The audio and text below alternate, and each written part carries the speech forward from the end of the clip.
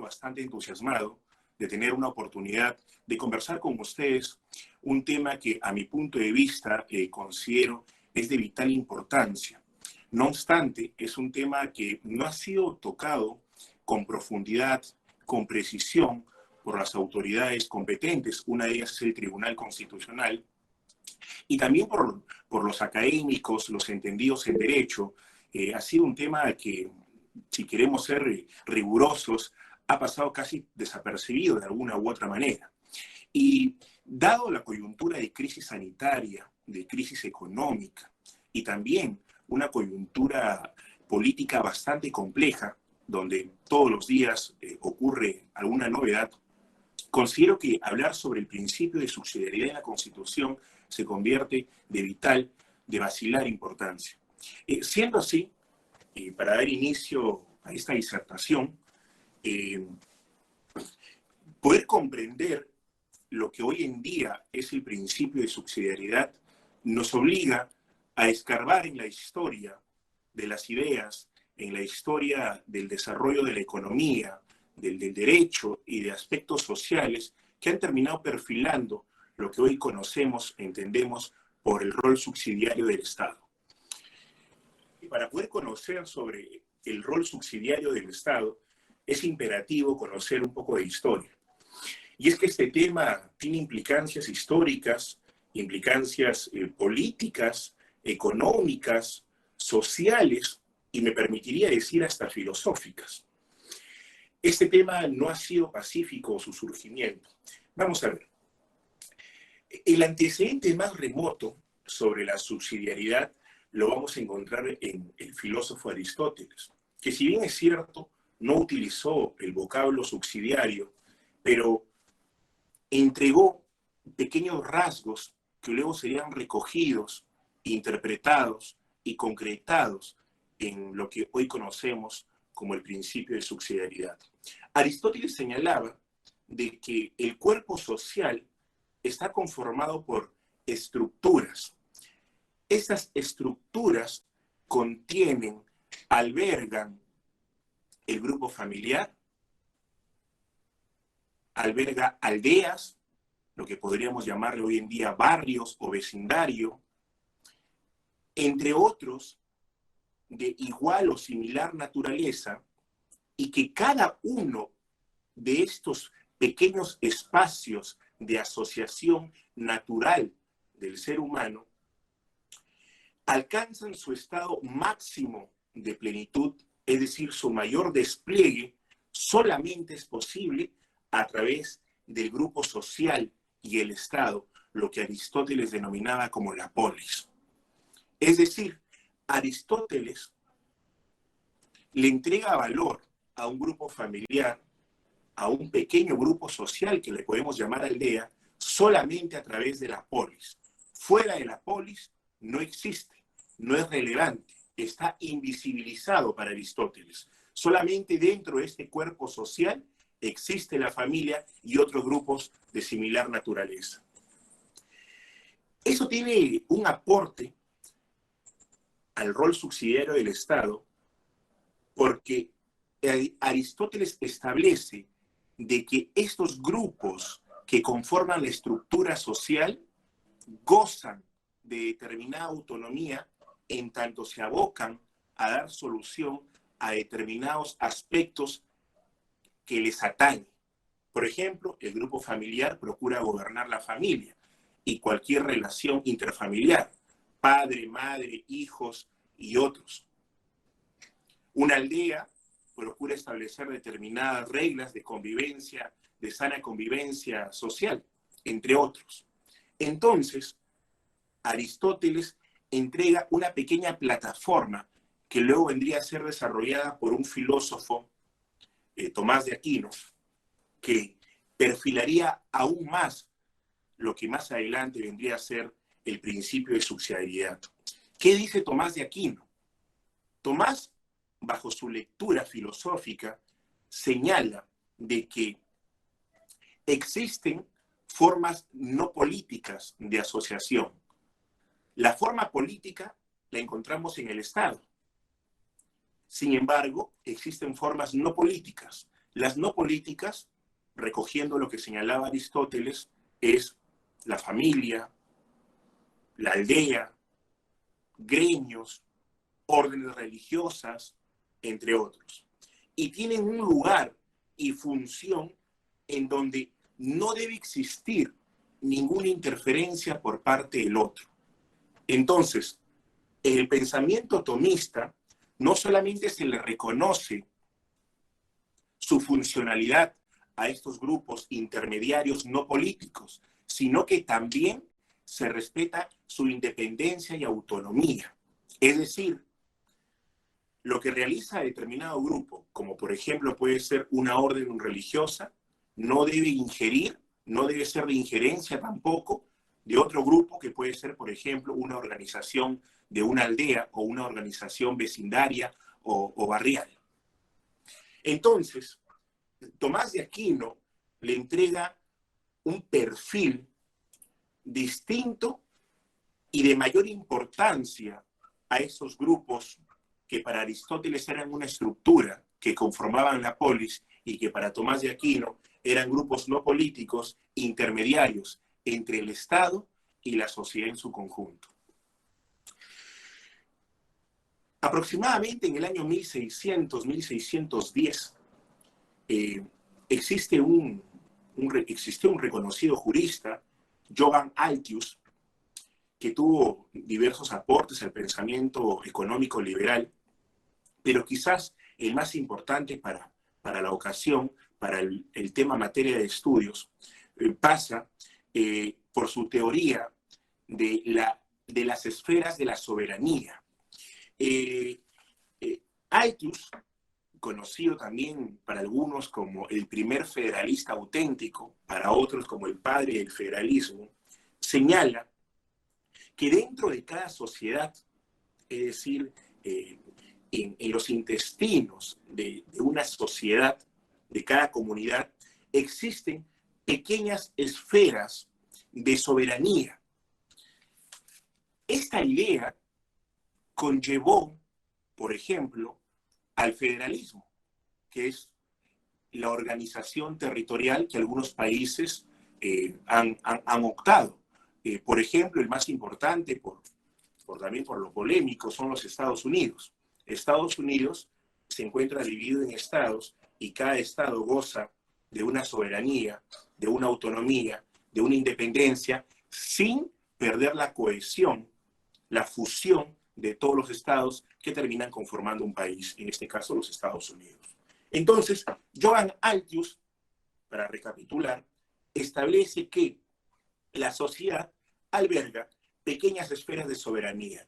Esas esferas de soberanía no solamente la encontramos por la jurisdicción que se adjudica una determinada autoridad, incluyendo el Estado, y que es soberano, sino también aquellos microgrupos o microesferas, como son la familia, como son un barrio, como son una comisaría, como lo es el Poder Judicial, entre otras entidades, para actualizar un poco las palabras que Altius utilizó en su oportunidad.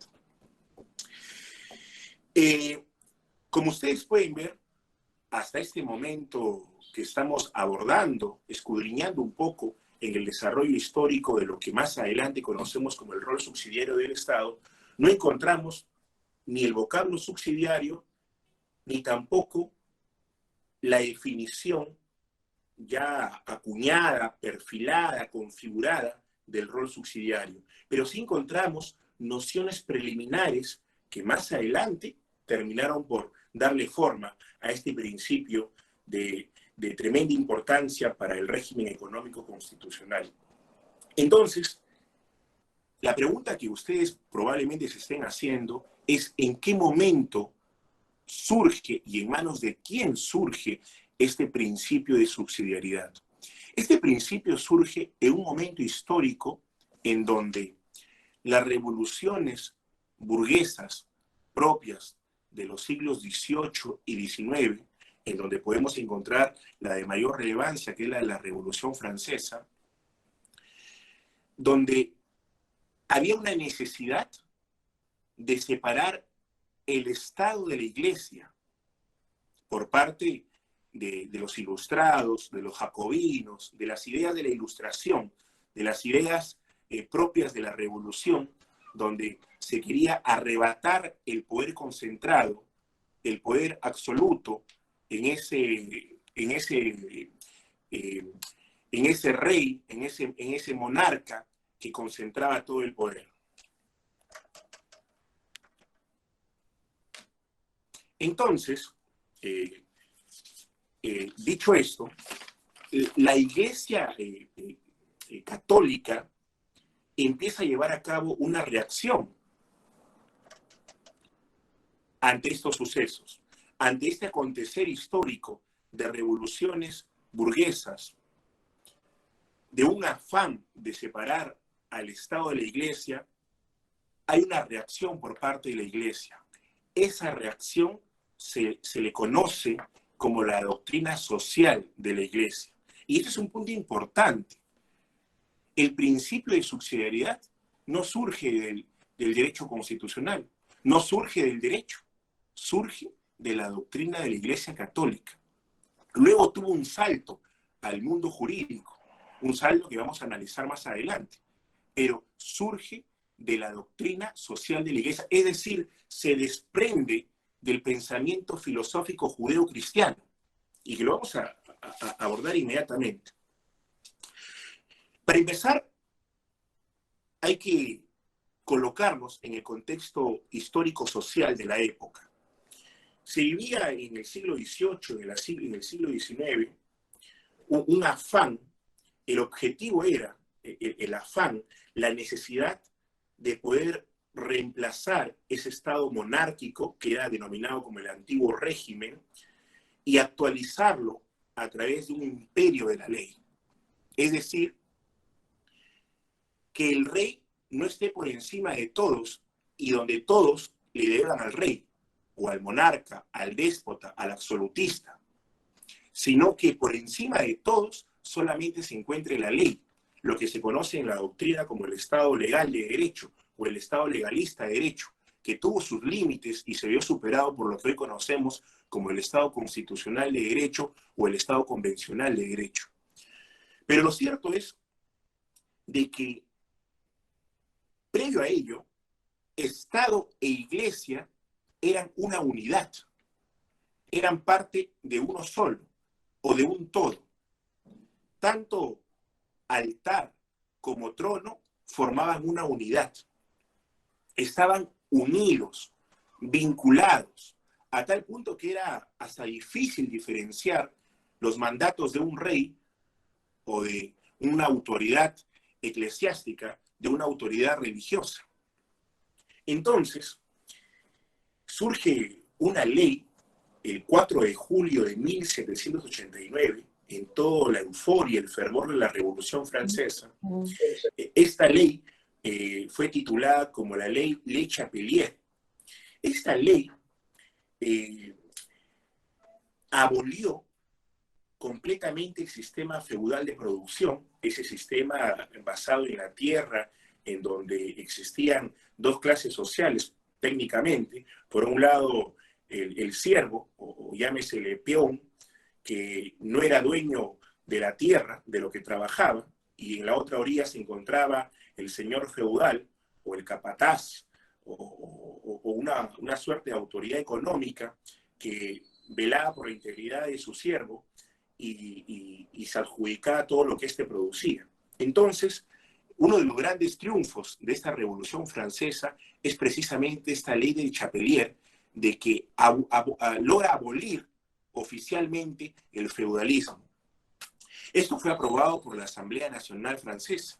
Entonces, la abolición del feudalismo y de cualquier otro gremio de naturaleza laboral, que fue el objeto de esta ley, y también permitir la libertad de industria, libertad de empresa, libertad de contratar y otras libertades económicas, que era lo prioritario en el marco de una revolución burguesa como fue la Revolución Francesa, tuvo consecuencias, ya que la máxima de esta ley y la máxima de la época era que frente al individuo solamente el Estado.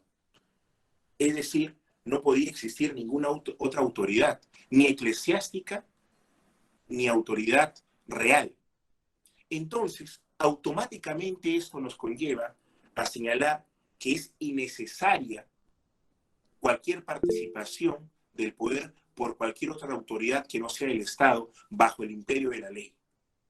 Es esta ley de Chapelier la que, de alguna manera, por decirlo así, consigue el objetivo de separar al Estado de la Iglesia. Entonces, bajo esas vicisitudes, la Iglesia Católica se plantea desarrollar un cuerpo de principios filosóficos, de valores axiológicos que le permitan tomar una postura frente a lo ocurrido. Y no tan solo ese era el problema no solamente era la separación de Iglesia y Estado, sino también de que existían una serie de excesos por parte del pensamiento liberal, donde agraviaban arbitrariamente derechos fundamentales, algunos reconocidos y otros por reconocer, bajo una explotación grosera del trabajo humano de las personas, que incluso los conllevaba a la muerte. En esa época había una industria sin rostro social, una industria completamente desvinculada con compromisos sociales que permitan un desarrollo económico sostenible. Entonces, ese era otro problema de la época, aunado también a lo que el Papa Pío dijo en su oportunidad, que vienen ganando terreno. Cuando dice vienen ganando terreno, se está refiriendo al pensamiento socialista de la época.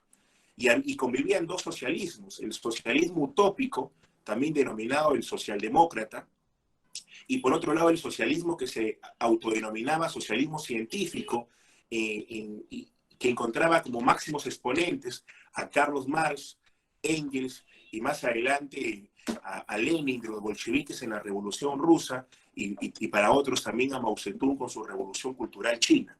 El tema pasa de que en ese contexto bastante convulsionado, donde existía una separación del Estado con la Iglesia, donde se advertía una serie de atropellos a derechos individuales de la ciudadanía y de grupos sociales por parte del liberalismo grosero, de ese liberalismo afiebrado, excesivo, bajo la máxima dejar ser, dejar pasar, donde prácticamente todo es posible y no existe ningún parámetro, ningún límite alguno. Y por otro lado, un socialismo tanto utópico como supuestamente científico, bastante agresivo y que no iba a dudar en ningún momento con hacer el uso de la violencia. La Iglesia Católica se propone llevar a cabo un cuerpo de principios. Entonces, surgen algunos exponentes de la época. Uno de ellos, por ejemplo, es el obispo William von Ketteler, el cual lleva a cabo una certera crítica al Estado liberal de la época, que empezaba a ampliar sus competencias. Y su crítica reposaba básicamente en materia educativa. Sucede que en la época la educación era tarea de los padres en casa y existían escuelas solamente de forma subsidiaria, es decir, en aquellos niños que por no contar con los recursos materiales y económicos no podían recibir una clase o una educación privada y personalizada en sus casas, podían acudir a una educación brindada por parte del Estado. Entonces, el Estado tenía un rol subsidiario en materia educativa, todavía no en el sentido estricto de la palabra. Sin embargo, este obispo, William Quiteler, señalaba con una crítica certera de que eso no debía ser posible, de que la educación era un asunto estrictamente de la familia y no del Estado. Por supuesto que este discurso hoy en día está completamente desactualizado. Es un discurso que no encuentra eco. Sin embargo, para la época ya empezaba a colocarse las primeras definiciones más o menos claras o difusas de lo que es el principio de subsidiariedad en materia económica. Entonces, William Quiteler empezó a hablar ya de límites a este Estado que se pregonaba como liberal, ¿no? Se pregonaba como un Estado mínimo, lo que se conoce como el minarquismo. Sin embargo, en la práctica procuraba adjudicarse tareas que le resultaban supuestamente ajenas. Entonces, dicho esto, surge por primera vez una encíclica en el año 1891 que fue proclamada y aprobada por el Papa León XIII. Se trata de la encíclica Rerum Novarum. Esta encíclica es la que formalmente establece un rol subsidiario para el Estado en todas las materias, en el campo educativo, económico, entre otros. León XIII se encontraba, por supuesto, preocupado ante diversos hechos históricos que acabo de hacer mención, la división del Estado con la Iglesia, el papel que cumplía el Estado, que se decía liberal en cuanto le convenía para atropellar derechos laborales, todavía no reconocidos en la época, pero para poderse adjudicar competencias que supuestamente no le competían, lo hacía sin dudarlo. Y por otro lado, una probable revolución sumamente violenta por parte de grupos marxistas y leninistas. Bajo esa línea, esta encíclica es el primer referente formal e histórico del rol subsidiario y se basa básicamente en dos postulados. El primero señala que no corresponde al Estado absorber al individuo ni a la familia. Identifica a la persona humana como una entidad autónoma y libre y que será su tarea llevar a cabo la actividad que mejor le resulte conveniente. Sin embargo, esta libertad reconocida, atribuible al ser humano, no es absoluta, en tanto puede existir una injerencia, una participación por parte del Estado siempre que se justifique en el bien común, ya que es tarea del Estado procurar el bienestar general de la sociedad. El segundo fundamento de esta encíclica Rerum Novarum es establecer de que el ser humano en su naturaleza está ser social. En tanto es un ser social, procura asociarse con otros. Entonces, la asociación es un derecho natural y al ser un derecho natural no puede ser restringido ni vulnerado por el Estado. Es decir, actualizando las palabras, la empresa, que es una asociación, es el conjunto de personas en sociedad, no puede ser limitado ni parametrado arbitrariamente por parte del Estado. Sin embargo, esta encíclica Rerum Novarum también justifica la intervención del Estado siempre que estas personas busquen evadir reglas sociales o sean incapaces de buscar el bien común.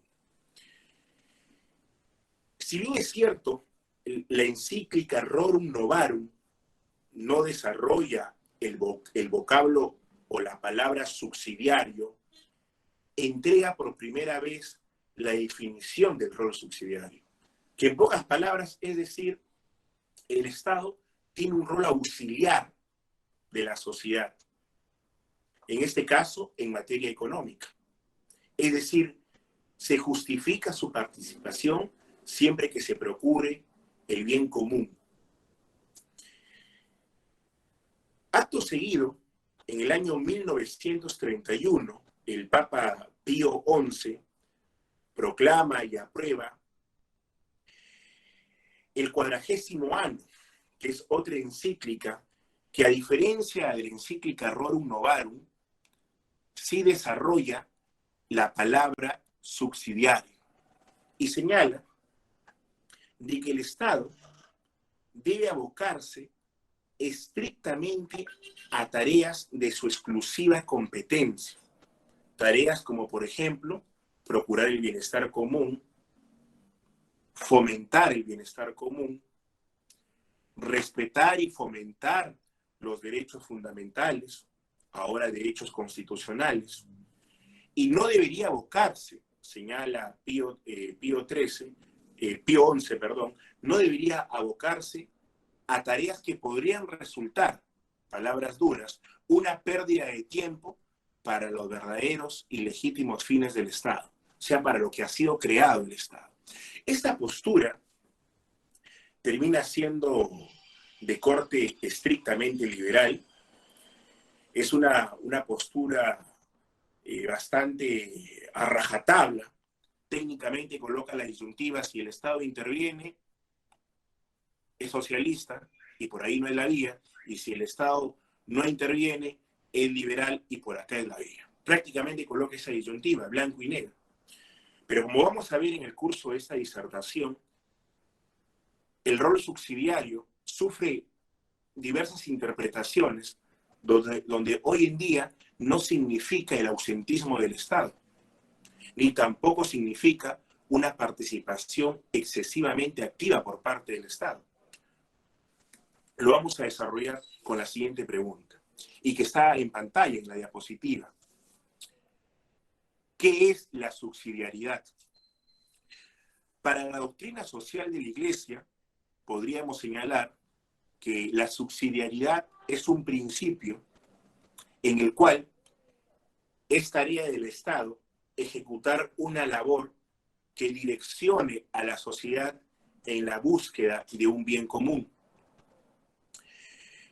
Sin embargo, si se advierte desde el Estado que existe una imposibilidad o cualquier otra razón por la cual la sociedad no puede conseguir ese bienestar común, el Estado se encuentra autorizado para participar y suplir, subsidiar estas falencias, estas carencias que vienen desde la ciudadanía.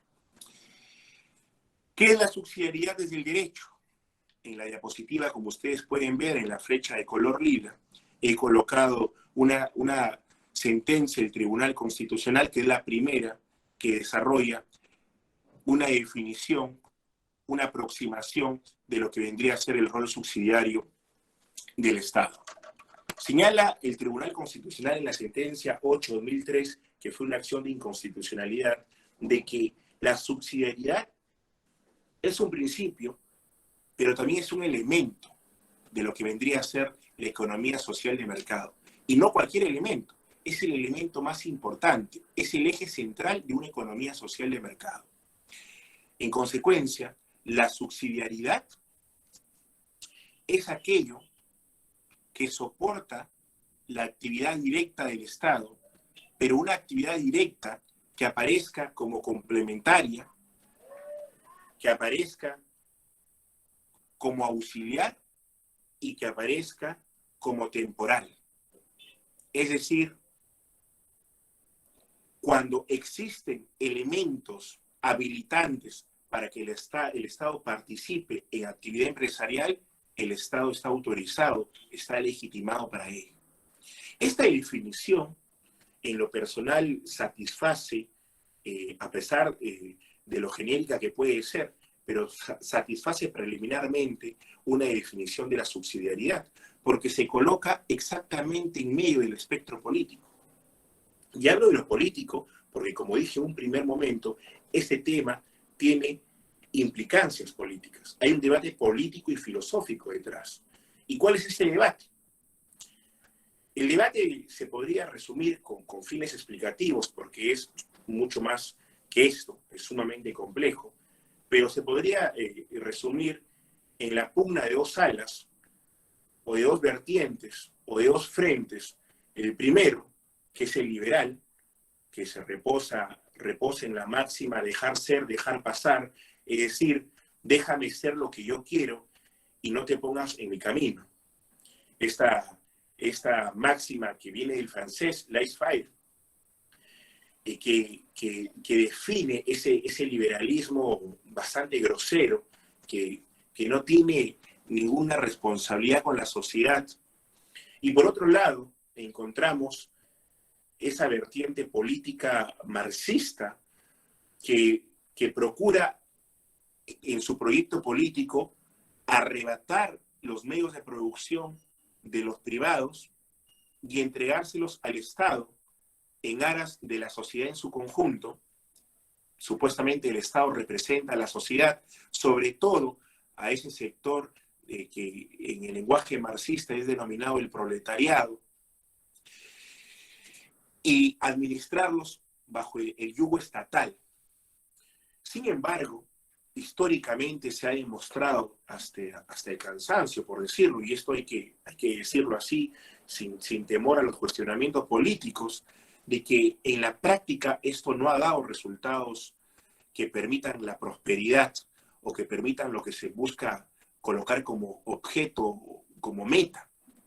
El Estado, cuando empieza a tener actividad empresarial, ha demostrado grandes falencias, que son conocidas en el ámbito económico como las fallas del Estado, así como existen fallas en el mercado, y que cuando hablo de que existen es porque son reales. El Estado está lleno de límites y es necesario regularlo, pero el mercado y el Estado de igual manera. El Estado es un mal gestor, naturalmente, porque no hay un análisis de costo-beneficio, no está individualizado el Estado de una persona.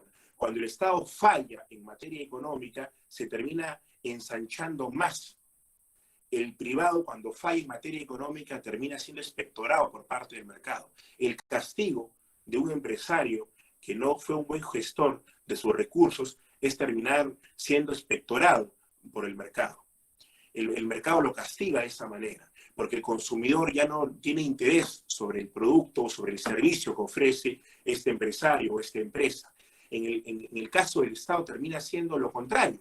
El Estado termina utilizando el presupuesto, el erario público, para seguir creciendo, creyendo que así le da solución al problema de la actividad empresarial. Esto lo va a decir cualquier economista con dos dedos de frente. Entonces, esta definición que el Tribunal Constitucional entrega a la subsidiariedad, a pesar de su generalidad, a mi punto de vista satisface, porque se coloca exactamente en medio de ese espectro político que acabo de hacer mención. No es una definición ni excesivamente liberal, o como algunos denominan neoliberal, ni es una definición excesivamente socialista, de corte socialista, sino que se coloca exactamente en medio. Procura liberarse de los sesgos políticos para colocarse exactamente en medio.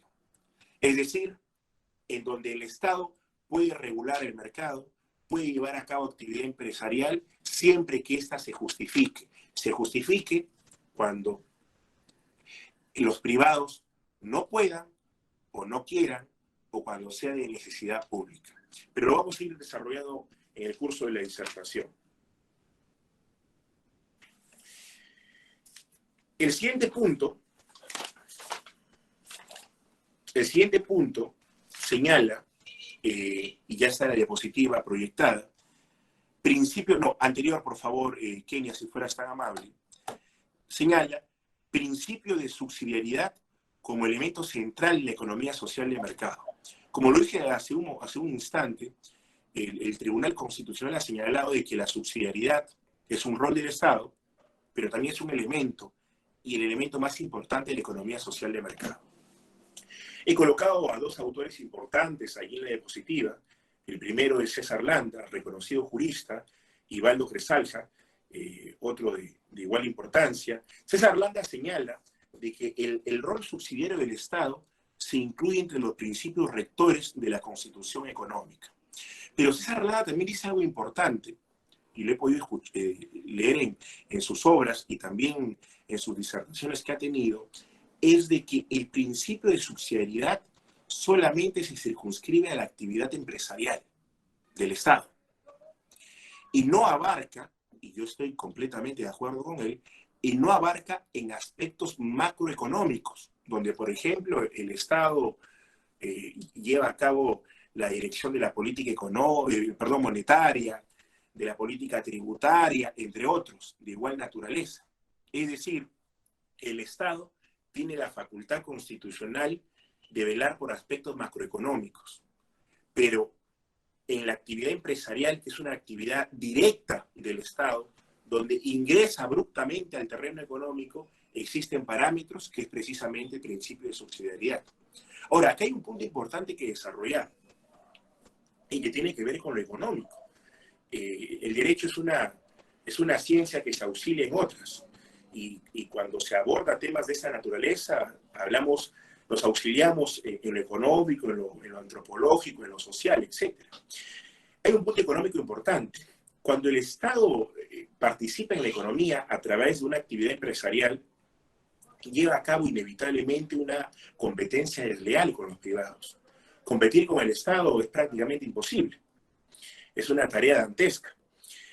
Un privado competir con el Estado es bastante difícil. Y el Estado tiene los insumos, los recursos económicos, la logística y la política suficiente para poder terminar desplazando a cualquier privado del mercado, sin que esto signifique que el Estado ofrezca productos que cumplen con altos estándares de calidad. Entonces,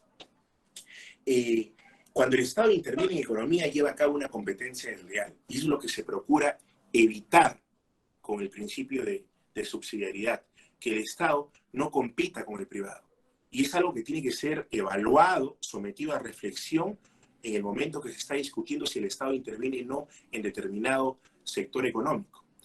Hay que identificar si en ese sector económico realmente los privados no pueden o no quieren llevar a cabo una actividad económica. Porque si esto no se identifica, no se advierte oportunamente, tendríamos a un Estado compitiendo con privados. Voy a poner un ejemplo para poder aterrizar las ideas. Supongamos que el Estado, y esto lo supe, es una experiencia hasta personal, me podría decir, yo soy norteño, soy de Lambayeque, y no voy a mencionar ni nombres ni mayores precisiones para evitar polémica, pero había un municipio de un distrito del departamento de Lambayeque que el alcalde, con la mejor de las intenciones, quería llevar a cabo tratamientos odontológicos, estéticos, como parte de un servicio a la comunidad, de un ornato público, una cosa parecida, que procure coberturar a familias o a personas de bajos recursos. La idea es noble, eso no me cabe duda, ¿no? La idea es noble, pero recordemos que el infierno puede estar plagado de buenas intenciones. Entonces, felizmente esta idea no se concretó porque inmediatamente surgieron los límites que el derecho pone. Sin embargo, si lo sometemos a análisis y bajo la hipótesis de que esto hubiese prosperado, lo que tendríamos es a una municipalidad compitiendo con dentistas privados, con consultorios de odontólogos, estomatólogos, y probablemente, y eso es una consecuencia inevitable, tendríamos a dentistas de la localidad buscando colocar sus negocios o emprender sus negocios en cualquier otro lugar menos en ese municipio. Existiría inevitablemente una competencia desleal. La idea es noble, eso no está en discusión, pero termina siendo mal en la praxis porque termina atropellando derechos fundamentales de privados, como es la libre competencia, la libertad de hacer empresa, entre otros. Remitiéndome a la diapositiva que está proyectada, voy a dar lectura a lo que señala Baldo Cresalja.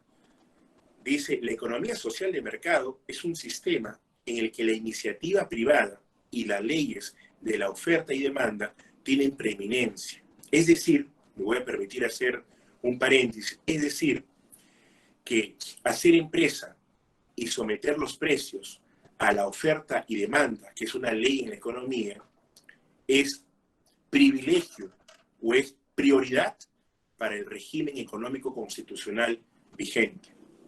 Continúo dando lectura. Con lo cual, dice Baldo, el Estado interviene para complementar su funcionamiento, de ser el caso, me permito decir, y ofrecer seguridades, es decir, entregar la normativa necesaria y suficiente que permita seguridad económica, que permita predictibilidad a quien emprende, a quien invierte, tanto inversores nacionales como extranjeros. Y también cuando es el mismo mercado, señala Baldo, el que falla o cuando conductas empresariales falsean las reglas de la libre y leal competencia. Es decir, cuando tenemos fallas en el mercado, como por ejemplo en este orden económico capitalista, se invierte muy poco en investigación. Lo dice, por ejemplo, el premio Nobel en Economía, Joseph Stiglitz, que es un americano, señala que el régimen económico capitalista que actualmente impera en el mundo produce muchas cosas, muchos bienes, generando contaminación, dañando el medio ambiente, y produce muy poco de investigación. Produce mucha basura y produce muy poca o casi nada de investigación. Entonces, el Estado bien podría cumplir un rol subsidiario fomentando la investigación o incluso creando entidades o instalaciones que se circunscriban a llevar a cabo investigación científica y que no ocurra como lo que ocurrió el año pasado y está ocurriendo actualmente, donde llegó una pandemia causada por la COVID-19 y poco nada había de trabajo científico, de investigación que permita pensar en una vacuna peruana que hiciera frente o que por lo menos mitigue, palee los males que genera una pandemia. Entonces, la pregunta es, ¿el Estado puede llevar a cabo actividad empresarial? Sí. ¿El Estado tiene límites en esa actividad empresarial? Por supuesto, las tiene al momento de someter la idea de discusión y al momento de llevar a cabo, es decir, de concretar la idea, de concretar la actividad empresarial. Esta diapositiva se titula El principio de subsidiariedad en la doctrina constitucional peruana. Nuevamente, citando a Cresalja, señala que el mandato de subsidiariedad se extrae del artículo 60, en efecto, está estipulado allí, pero no expresamente, es bajo una interpretación. Señala que hay un rol subsidiario, pero no lo establece como un principio constitucional a la subsidiariedad. El mandato de la subsidiariedad, señala Baldo, se extrae del artículo 60 de la Constitución del 93, pero se fundamenta en la libre iniciativa privada y la libertad de empresa, que son los artículos 58 y 59 de la Constitución Política. Por otro lado, César Landa señala que el rol del Estado en la economía no solo se reduce a la actividad empresarial. En efecto, no podría considerarse que el Estado no cumple un papel central en la economía, pues es más bien el que dirige y establece la política macroeconómica del país y orienta la microeconomía. Lo que estábamos hablando hace un momento, César Landa, y en lo personal comulgo con el doctor César, en la idea de que el rol subsidiario se circunscribe a actividades empresariales por parte del Estado. No se circunscribe, por ejemplo, a actividades de materia educativa.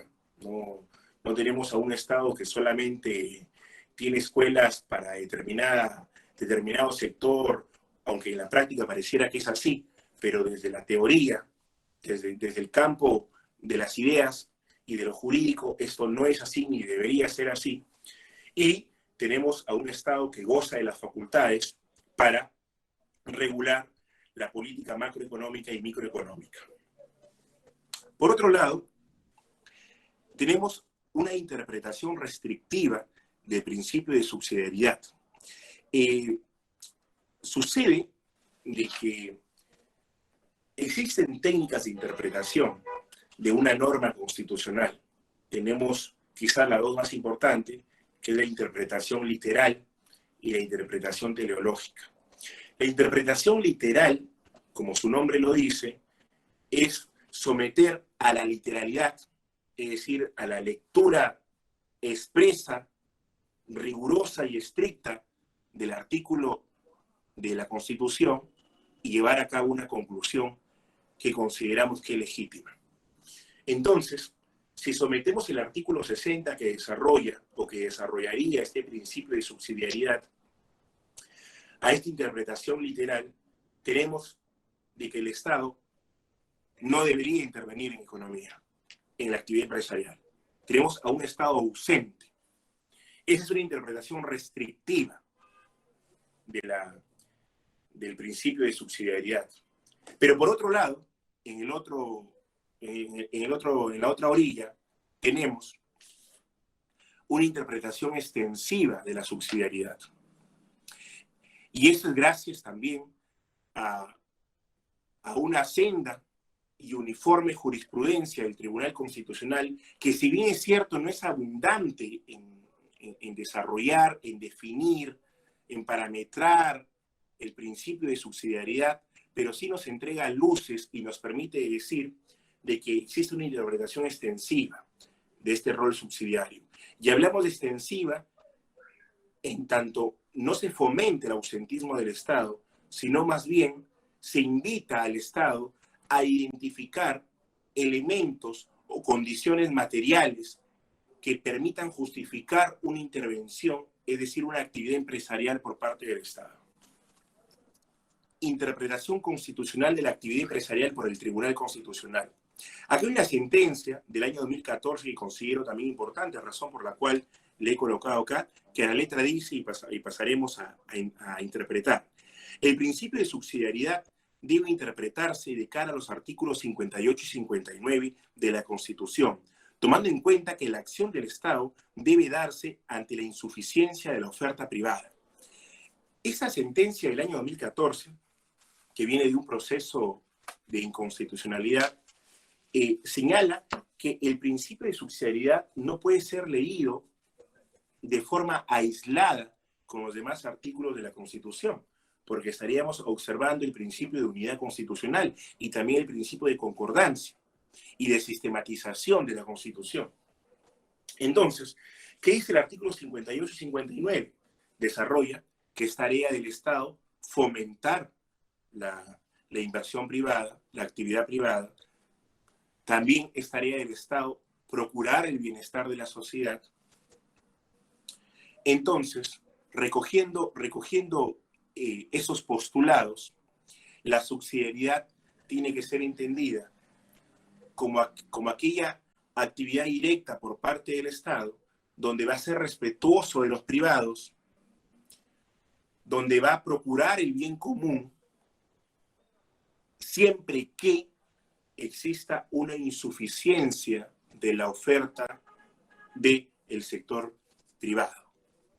El INDECOPI, que tiene autoridad para abordar este tema, también ha dado una definición que permite entregar una mejor claridad a este tema poco abordado, poco dilucidado también en la comunidad jurídica, y dice lo siguiente: la interpretación constitucional que ha realizado INDECOPI es la que toma en cuenta los aportes del derecho administrativo, al señalar que no debe observarse la forma jurídica para identificar actividad empresarial, sino que el factor determinante será la concurrencia en el mercado para ofrecer bienes o servicios que no formen parte de las competencias ineludibles del Estado. Es decir, existen nichos en la esfera económica, social y en el mundo de la demanda que no han sido cubiertos. Ponía como ejemplo hace un momento el tema de la investigación. Se produce muy poca investigación, ¿no? Se produce muy poca investigación. Sin embargo, hay muchas personas, incluso gremios, comunidades que consumen investigación, ya que su trabajo es intelectual, académico, entre otros. Sin embargo, los privados no producen esto. Entonces, lo que señala INDECOPI es de que en aquellos espacios o nichos de la oferta, de la demanda, que no han sido cubiertos por el sector privado, bien podría tener participación el Estado, bien podría tener participación las entidades estatales a fin de satisfacer o cubrir este nicho. Entonces, dada también la hora para poder dejar un espacio para las preguntas y a manera de conclusión, lo que encontramos en este tema es que el rol subsidiario del Estado no ha venido por parte del mundo del derecho, sino más bien ha venido por parte de la doctrina social de la Iglesia, en donde la máxima era procurar de que el individuo se maneje en libertad y que procure su conveniencia sin injerencia por parte del Estado. Lo que en la ideología republicana o del republicanismo se llama como libertad con no interferencia. Y a propósito, los invito a dar lectura. Hay un libro que desarrolla con mucha claridad los postulados del republicanismo y que da grandes aportes al constitucionalismo contemporáneo, y ese libro titulado Republicanismo de Philip Pettit.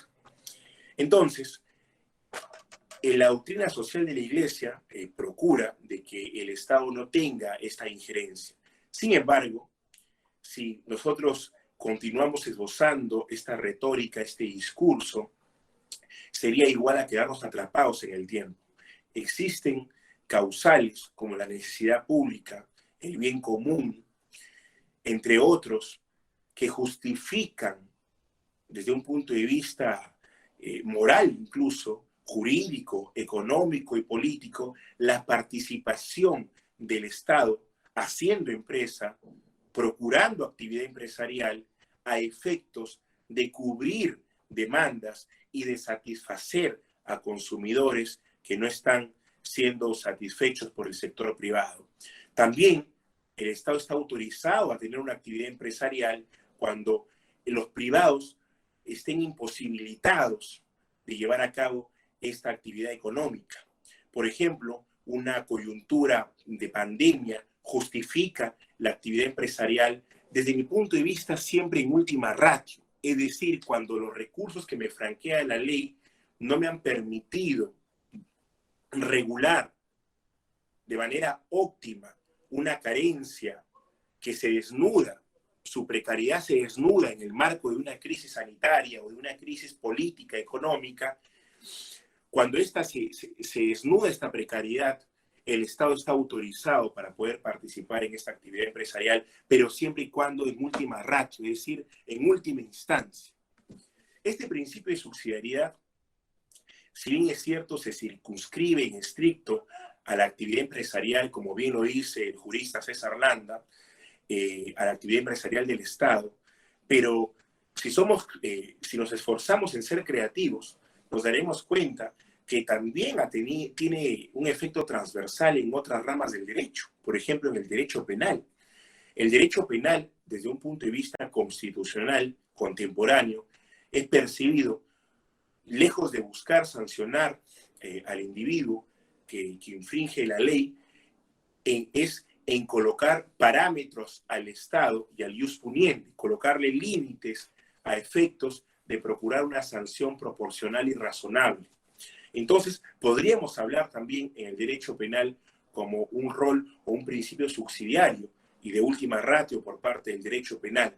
A mi lectura, el principio de subsidiariedad no solamente debe colocar parámetros a la actividad empresarial, sino también procurar su bienestar común siempre de última ratio.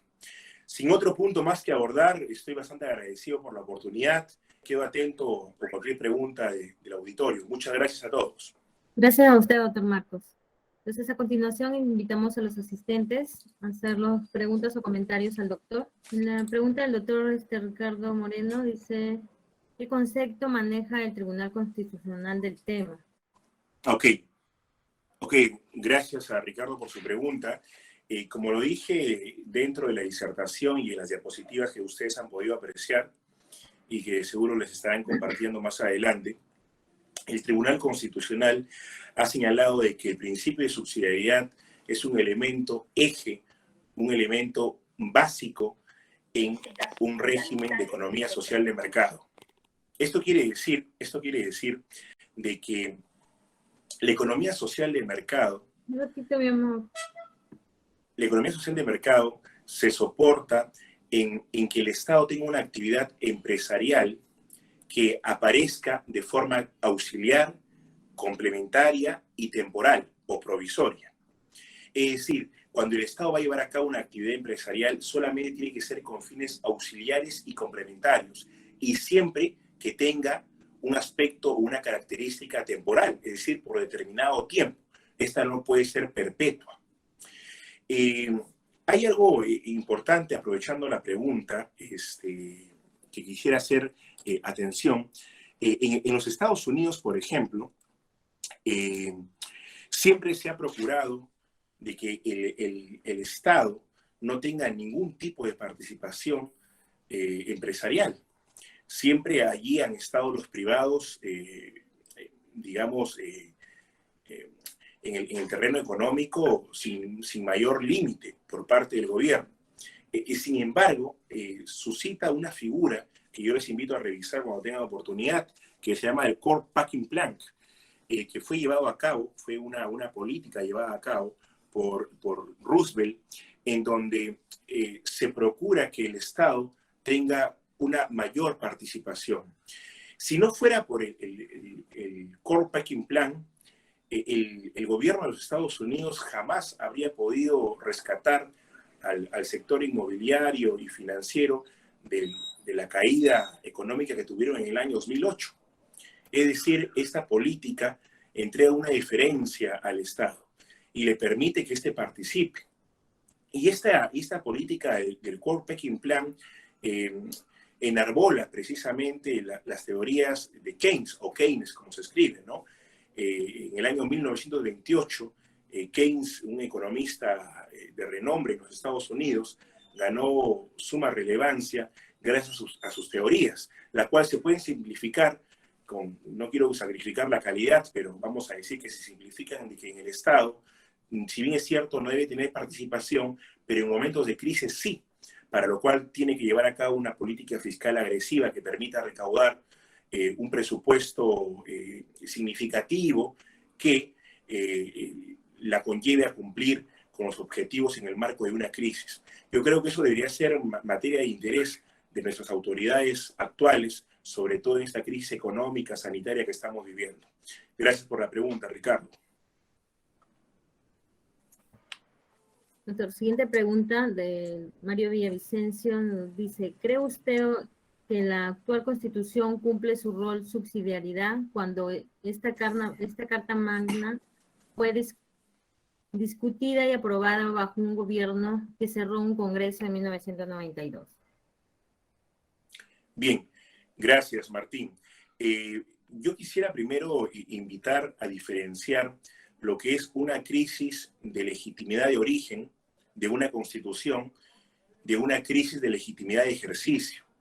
Las constituciones, nos gusten o no, esto es ingobernable, por decirlo así, surgen en aspectos complejos, porque la vida es compleja, la política, la sociedad es sumamente compleja, y en el marco de esos espacios surgen las constituciones. Yo creo que juzgarlas por su origen podría conllevarnos a una lectura sesgada de esta, porque en el tiempo las constituciones se van afianzando, muestra de ello nuestra constitución política, y quiero hacer la precisión a manera de pie de página. Yo no participo ni milito en ninguna tienda política, por si acaso, porque cuando uno dice te estigmatizan o te rotulan de que pertenece a determinada tienda política o afinidad política. Yo acá soy completamente apolítico, por si acaso. Lo que yo les quiero decir es que la Constitución del 93 permitió un desarrollo económico sostenible en el tiempo. ¿Tiene carencias? Las tiene. ¿Hay que hacer reformas? Por supuesto que sí. Y una de esas reformas, ya que tratamos del tema, es de que el principio de subsidiariedad sea reconocido expresamente en la Constitución y que no sea mencionado tan ligera y genéricamente como lo es. Y que existan, por ejemplo, principios de interpretación. Sería algo bastante saludable para la Constitución llevar a cabo esta reforma. Es, por ejemplo, una tarea que planteo en esta disertación. Sin embargo, existen carencias, por supuesto que sí. Ahora, buscando responder la pregunta, si se aplica este principio de subsidiariedad, yo creo que la respuesta la encontramos en la gestión pública. Cuando esta se ha llevado a la práctica, para mencionar una empresa, por ejemplo, vamos a mencionar Petroperú, por ejemplo, sus cuestionamientos y cosas por el estilo, pasa por la gestión pública, por las autoridades que están gestionando los recursos humanos, materiales, económicos, para que ésta prospere. O sea, pasa por un tema de gestión pública y hay que diferenciar ello. Ahora, lo que sí considero importante, y aprovechando la pregunta de Martín Villavicencio, es de que hoy en día el tema bandera de debate es la Asamblea Constituyente, ¿no? Yo creo que hablar de la Asamblea Constituyente es saludable porque fomenta el debate. Todo debate es saludable para poder mirar aquello que a veces pasa inadvertido. Entonces, es saludable hablar de una Asamblea Constituyente, más allá de que esta prospere o no en el tiempo. Pero lo cierto es que, por lo que podemos conocer del programa político del partido político que está ahora mismo como gobierno de turno, es que buscan justamente reemplazar este principio de subsidiariedad y lo buscan reemplazar por un principio de supletoriedad en el terreno económico por parte del Estado. El principio de supletoriedad obedece a los proyectos totalitarios. El proyecto marxista-leninista del socialismo, del comunismo, es procurar que el Estado se adjudique toda la actividad empresarial, o casi toda. Y como lo dije hace un momento, históricamente se ha demostrado que esto no ha dado resultados. Y lejos de dar buenos resultados, ha llevado a la quiebra económica y social de cualquier país en donde se ha buscado implementar este modelo. Entonces, si no da resultado algo, ¿por qué apostar por ello? En lo personal, y quiero ser crítico con ello, no encuentro yo razones ni pie ni cabeza para procurar reemplazar la subsidiariedad por la supletoriedad. Así que eso es un tema que debería ser de interés y de debate por parte de nosotros como gente comprometida con el derecho. Gracias por la pregunta, Martín Villavicencio. Siguiente pregunta, doctor, de Cristina Alaya. ¿Cómo entendemos la naturaleza bifronte de subsidiariedad y ley de represión de competencia desleal? Bien, gracias por la pregunta. La competencia desleal es materia del INDECOPI, es el INDECOPI la autoridad competente para poder advertir, procurar que no ocurra y, de ser el caso, sancionar cualquier competencia desleal. Sin embargo, como lo dije hace un momento, no existe en el campo de acción por parte del INDECOPI sancionar al Estado. El INDECOPI sanciona a privados cuando están en una competencia desleal. Entonces, quien se encarga de colocar parámetros y límites al Estado, que de ser el caso que no se justifique su injerencia en la actividad económica y participando en ella, termina atropellando derechos y junto con ello la competencia, quien se encarga de ello es precisamente la Constitución en su artículo 60. Esa es la razón de su existencia, del rol subsidiario, del principio de subsidiariedad. Procurar parametrar, encapsular al Estado sin que esto signifique que el Estado está atado de pies y manos, como algunos políticos pregonan. El Estado no está atado de pies y manos. El Estado tiene total capacidad y facultad para poder llevar a cabo actividad empresarial e incluso de forma conjunta con los privados. Y ahí las APP, la Asociación Pública Privada. Está completamente autorizado, pero esta autoridad o autorización tiene que cumplir con determinados presupuestos que ha establecido el Tribunal Constitucional y que acabo de hacer mención en la pregunta antepenúltima, que es ser una actividad directa, empresarial, auxiliar, complementaria y temporal. Si cumple con esos tres requisitos, bajo la lectura del artículo 5.8 y 5.9, respetando libertades económicas, libertad de empresa, libertad de comercio, y entendiendo de que hay que procurar un bien común, entendiendo de que hay actividad empresarial por parte del Estado siempre que los privados no puedan o no quieran, se encuentra completamente justificada la participación del Estado. Entonces, sucede que el político, y perdónenme el término, con un perfil de caudillo, vive del conflicto. Entonces, procura generar un conflicto que termina siendo seductor para muchos sectores de la sociedad, señalando de que el Estado está atado de pies y manos y no puede llevar a cabo actividad empresarial. Eso es completamente incorrecto, inexacto. El Estado sí lo puede hacer, pero tienes que justificarlo. Si se justifica, adelante. Si no, no hay razón para intervenir. Gracias por la pregunta. Siguiente pregunta dice, ¿qué relación debe darse entre el principio de subsidiariedad y el principio de solidaridad? Perfecto. Gracias por la pregunta. El principio de solidaridad hay que definirlo primero.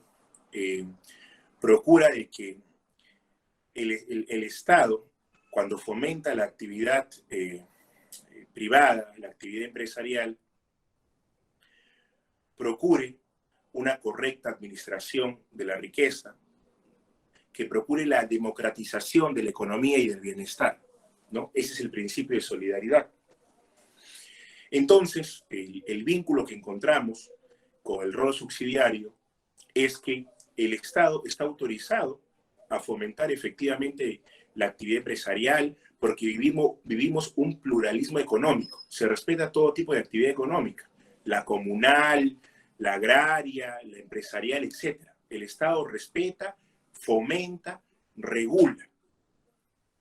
Es decir, se procura una economía con rostro social. Esa es la economía social de mercado. Cuando el Estado identifica elementos o causales habilitantes para que éste intervenga haciendo empresa, en ese momento se activa este papel, este rol subsidiario. Es decir, se pasa por dos fases. Se somete la idea a debate, si es que se interviene o no, y cuando ya se intervino, si prospera por supuesto la primera, cuando ya se intervino, se procura no vulnerar derechos y tener parametrado al Estado. Es decir, en la exacta medida, Estado, tú haces empresa, en la exacta medida que no ingresas a una competencia desleal y no vulneras derechos fundamentales de los privados. Entonces ahí encontramos un vínculo entre ese papel subsidiario y ese papel solidario que tiene el Estado. En palabras sencillas, el Estado está habilitado para hacer empresa siempre que ésta se justifique y va a procurar fomentar el pluralismo económico en aras de un bienestar social, de un bienestar común. Muchas gracias, Kenia, por la pregunta. No tenemos más preguntas de los asistentes. Entonces damos por terminado este evento académico, no sin antes agradecer en nombre de nuestro director, el doctor José Antonio Neira Flores, por el apoyo brindado a la Escuela de Formación de Auxiliares de la Corte de Lima. Con mucho gusto, encantado de estar con ustedes. Hasta una nueva oportunidad. Un gran abrazo. Gracias.